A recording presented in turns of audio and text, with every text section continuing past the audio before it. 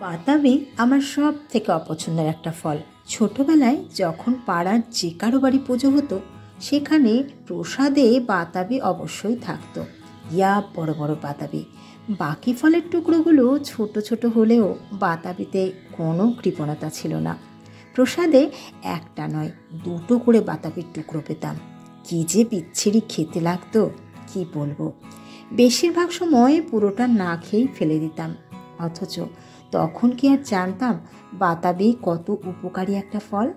বাতাবি জন্ডিসের একটা ওষুধ।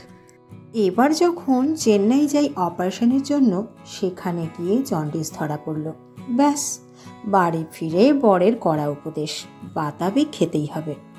আর সত্যি বলতে বাতাবি এখন ততটাও আর পাওয়া যায় না। বর তার ছাত্রদের বাড়ির গাছ থেকে জোগাড় করে আনছে, কখনো কিনে আনছে। কিন্তু ওই, আমার কি আর বাতাবির প্রতি এই নতুন করে ভালোবাসা জন্মেছে? না, একদমই না। কিন্তু খেতে তো হবেই, তাই ভাবলাম আজ একটু বাতাবির জুস করে খাই। চলো জুসটা করে নিই। তো আমি নিয়ে নিয়েছি মিক্সি জার, আর তার মধ্যে আমি বাতাবিগুলো সব দিয়ে দিচ্ছি। আর তারপরে এর মধ্যে একটু নুন দিয়ে দিলাম, আর তারপরে দিয়ে দিলাম একটু জল। আর তারপরে ঢাকনা বন্ধ করে একটু ঝটপট ঘুরিয়ে নেব। চলো ঘুরিয়ে আনি।